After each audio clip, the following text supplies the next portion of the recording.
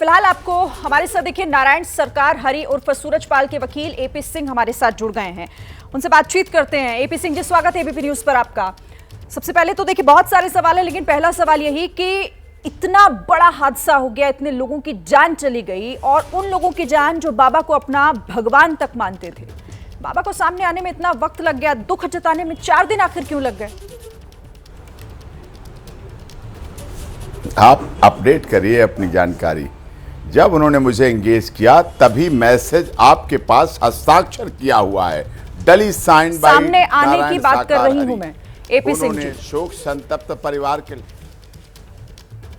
वो सामने आना नहीं होता है, पत्र सामने आना नहीं होता। मैं 3 दिन से अलीगढ़, एटा, मैनपुरी, सिकंदरा राव, हाथरस इंजर्ड से मिल रहा हूं, जो कि आई विटनेस है। मृतकों के परिवार से मिल रहा हूं, मृतकों के परिवार को सांत्वना दे रहा हूं।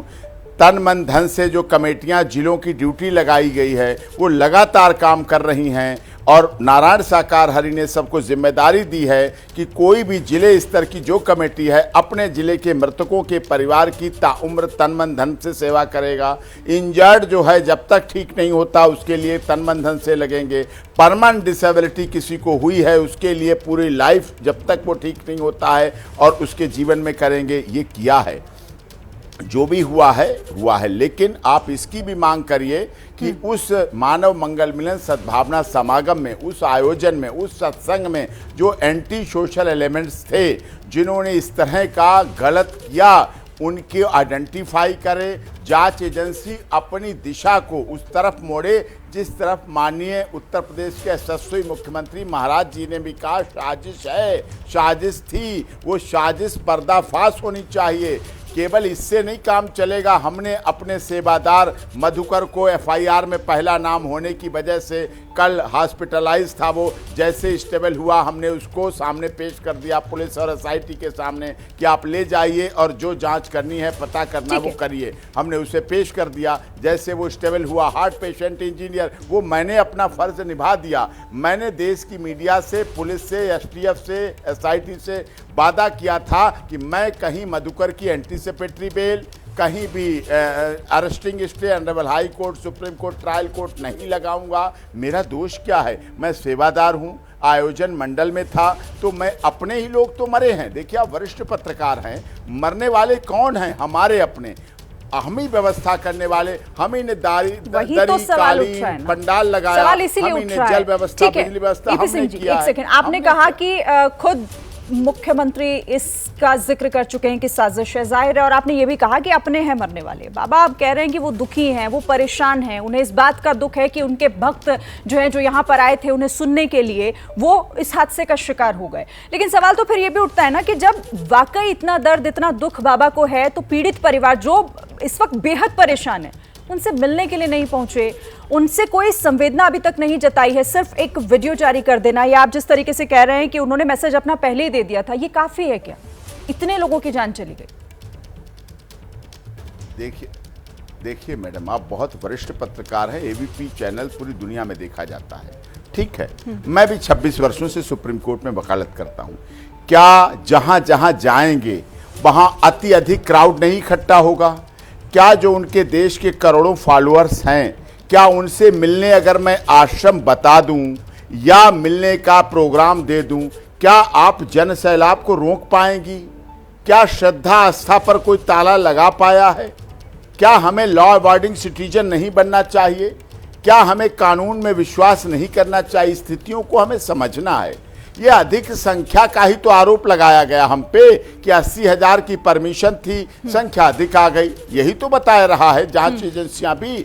तो उस संख्या को हम कैसे रोक पाएंगे? आप समझिए मेरी मजबूरी।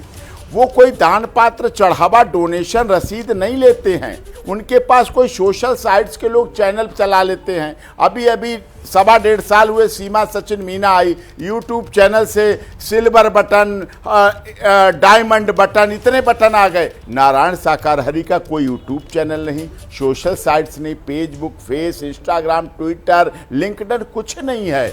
वो इन सबसे दूर हैं।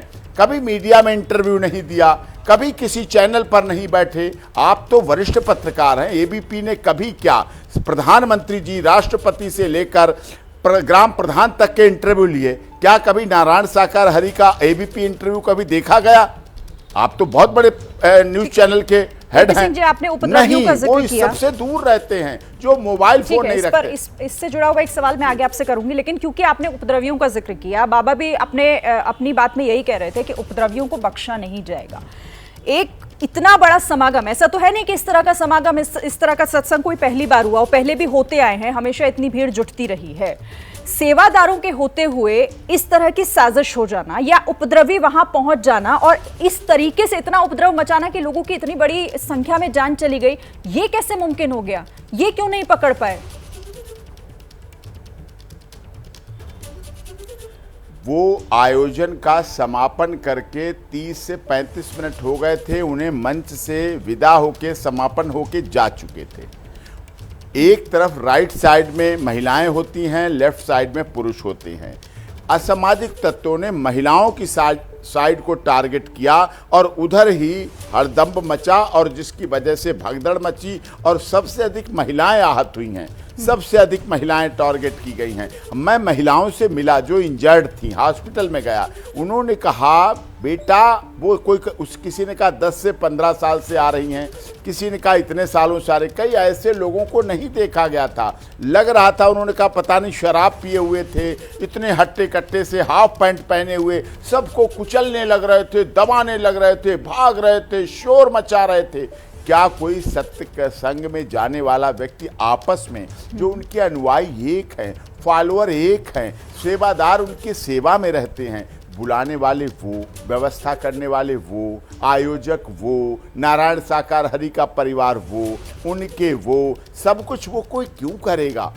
ये क्यों करेंगे जो आरोप लगाया गया? आप समझिए ना कहीं बड़ी साजिश रची गई, चाहे वो सनातन धर्म को बदनाम करने की साजिश हो, चाहे नारायण साकार हरि को बदनाम करने की साजिश हो, चाहे उनकी बढ़ती लोकप्रियता को खत्म करने की साजिश हो, चाहे कोई भी साजिश हो। मैं जांच एजेंसी नहीं हूं, अभी जांच का विषय है, जांच चल रही है, इन्वेस्टिगेशन कंप्लीट होने दीजिए, धैर्य रखिए, हमें एसआईटी पर भरोसा है। सिंह जी, सिर्फ ये कह देना कि देखिए इस तरह के लोग सत्संग का हिस्सा नहीं हो सकते। देखिए ये एक बहुत बड़ी जिम्मेदारी, अगर इतने लोगों को आप परिवार कह रहे हैं, आप कह रहे हैं कि ये मेरा परिवार है, तो उनकी सुरक्षा की जिम्मेदारी भी तो फिर इन्हीं आयोजनकर्ताओं की बनती है ना। मतलब क्या ऐसे लोगों को चिन्हित नहीं किया गया समय पर? बद इंतजामी नहीं हुई? क्योंकि जिन लोगों से एबीपी न्यूज के संवाददाताओं ने बात की, उन्होंने ये भी बताया कि वहां पर उस तरह के इंतजामात भी नहीं थे कि अगर भगदड़ मची, लोग घायल हुए तो सही समय पर उनको वो फर्स्ट एड मिल जाए या फिर सही समय पर उन्हें वहां कुछ ऐसी उपलब्ध कराई जाए व्यवस्था जो वहां पर होनी चाहिए थी। तो ये तो सीधे सीधे बद इंतजामी है ना। देखिए आपका बहुत जायज सवाल है और बहुत जिम्मेदारी वाला सवाल है, बौद्धिक सवाल है। किसी ने नहीं सोचा था इतनी अधिक भीड़ हो जाएगी। 80,000 की परमिशन थी, लोग अधिक हो गए। अब हमारे पास वहां काउंटिंग नहीं थी कि 80,001, 80,002, 80,003 हो गए। खुला मैदान है, खेत है, खेतों में सत्य का साथ हो रहा था, खेतों में पंडाल था, कोई गेट नहीं थे, खेत है, खेतिहर मजदूर लोग हैं, मेड़ से आते हैं, चक्रोट से आते हैं, खेतों में से आते हैं, खाली खेत थे, फसल कट चुकी है, अब धान लगाया जाएगा और उसका काम होगा, बारिश शुरू हो गई है। तो इसके तहत ये हुआ, ये व्यवस्था खुले में था, कोई बंद नहीं था, कोई एसी हॉल नहीं था। नारायण साकार हरि के यहाँ एसी वाले लोग नहीं ज्यादा होते हैं, उनके यहाँ तो सब उस तरह के होते हैं।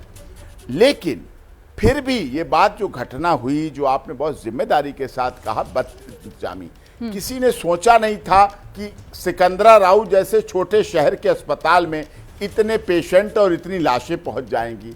हाथरस का बंगा हॉस्पिटल, नहीं सोचा था इतनी अधिक लाशें और इतने अधिक पेशेंट। क्या आपने सोचा था जिला स्तर पर?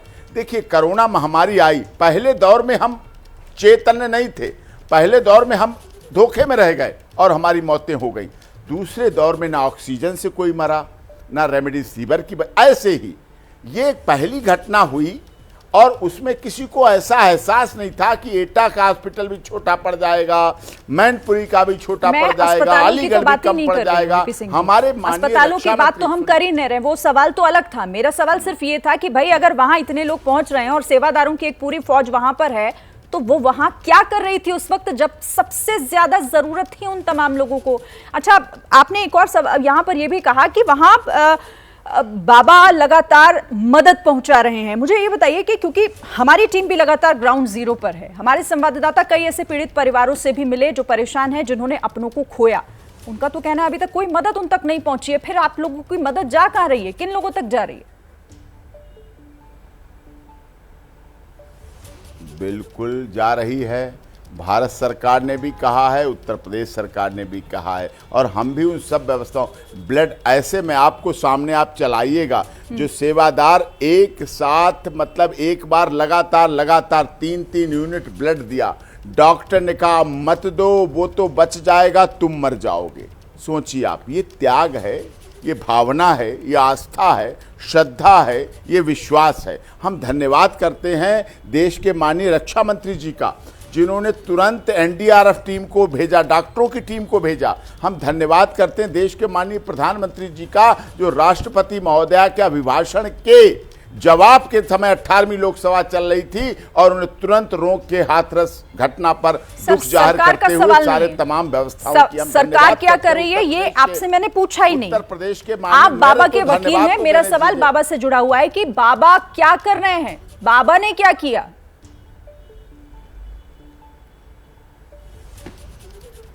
नारायण साकार हरि के आदेश, उन्होंने प्रार्थना की है। उनके पास कुछ नहीं है, उनके पास खुद का कोई फंड नहीं है, उनके पास कोई व्यवस्था नहीं है। उन्होंने कमेटियों से सहयोग की अपेक्षा की है, प्रार्थना की है कि वो अपने द्वारा तन मन धन से अपने जनपद के मृतकों के परिवार, और अभी पहली प्राथमिकता मैडम मेरी क्या थी? पहली प्राथमिकता थी कोई लावारिश लाश ना बचे, कोई बहन, किसी की पत्नी, किसी की माँ, ये ना कहा जाए कि मैं अपनी माँ, पत्नी या बहन या बेटी के अंतिम दर्शन नहीं कर पाया, कोई रिश्तेदार ये ना कहे।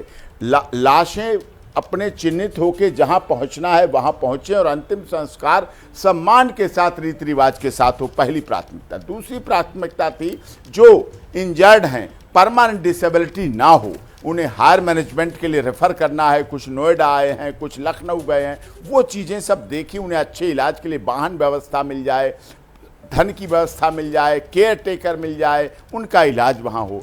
तीसरी थी कि जो मृतक के परिवार हैं उनको सांत्वना मिले और उनके साथ आगे तन मन धन से लग करके कमेटियाँ जीवन भर के लिए काम करें।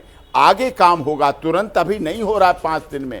किसी की पढ़ाई रुक जाएगी तो तुरंत पूरी नहीं हो पाएगी। हाँ, आगे कोई बच्चा जिनके मृतक परिवार हैं, कोई पढ़ाई के लिए न रह जाए, कोई बहन बेटी हमारी शिक्षा और शादी में न रह जाए, कोई कमी न रहे। सहयोग से बहुत कुछ होता है, दाना दाना से राशि होती है समाज में। ये जब एक एक करके करोड़ों लोग फॉलोअर हैं, उनके बने हैं, इकट्ठे हो जाते हैं। एक सिकंदरा राव जैसे शहर में बिना किसी आमंत्रण के, बिना किसी ऐसी सूचना के, जब आप ही के मुताबिक 2.5 लाख लोग इकट्ठे हो सकते हैं, बिना किसी प्रचार के, बिना किसी सोशल साइट्स के, बिना किसी चंदा के, चढ़ावा के, दान पात्र के, डोनेशन के, तो सहयोग से बहुत कुछ हो सकता है। अच्छा। तो जब सहयोग हो रहा है, होगा, तो कमेटियां अपनी जिम्मेदारी बना के उनको मैं आपके एबीपी चैनल पर वादा करता हूं किसी भी मृतक के परिवार में कमी नहीं रहने दूंगा। ठीक है, एपी सिंह जी, आपने 2 बार इस बात का जिक्र कर लिया कि बिना चंदा, बिना दान दक्षिणा के बाबा इस तरह का काम करते हैं, लेकिन आप जो कह रहे हैं उससे इतर खबरें अलग आ रही हैं। जो तस्वीरें हम देख रहे हैं, बाबा का साम्राज्य कई दूसरे राज्यों में भी फैला हुआ है, इतनी संपत्ति। फिर सवाल तो यही उठ रहा है कि फिर इतना पैसा बाबा के पास कहां से आता है? मैं जवाब देता हूं, आपने बहुत अच्छा सवाल किया। ये सब जानना चाहते हैं। मैं आपको उनके एडवोकेट के नाते अंडरटेकिंग देके कह रहा हूं, नारायण साकार हरि के नाम कोई आश्रम और ट्रस्ट नहीं है, वो किसी ट्रस्ट में ट्रस्टी नहीं हैं। उनके बैंक बैलेंस में उनके जीवन की यूपी पुलिस की वीआरएस की पेंशन आती है, उससे अपना जीवन चलाते हैं, और उसी से अपना जो आश्रम दिख रहे हैं आपको, जो बनाए हैं। जैसे आप मुझे एबीपी न्यूज़ चैनल में बुलाती हैं, आपका बहुत बड़ा, दुनिया का मैं समझता हूँ सबसे बड़ा न्यूज़ चैनल है, कितना सोफा, कितनी व्यवस्था, अच्छा है, वेल फर्निश्ड है। मैं कहूँगा, मैं जाता हूँ, मैं वहाँ नाश्ता, चाय, लंच, डिनर सब करता हूँ, ठीक है। मैं वहाँ से चला आता हूँ, क्या वो मेरा हो जाता है? क्या एबीपी मेरा न्यूज चैनल हो गया क्या? कमेटियों का है, पर आश्रम कमेटियों तो ने बाबा का बनाया ही है, है वो ना, एपी अतिथि सिंह के जी। रूप में जाते और हैं, इस वो साम्राज्य सतिथि की के और रूप भी में जाते हैं। तस्वीरें सामने लगातार आ रही हैं, फिर हम आप बैठेंगे और उस पर भी आप जवाब दीजिएगा, मैं आपसे सवाल करूंगी। बहरहाल बहुत शुक्रिया आपका हमारे साथ जुड़ने के लिए और इन तमाम सवालों का जवाब देने के लिए। तो एपी सिंह, बाबा के वकील को आप सुन रहे थे।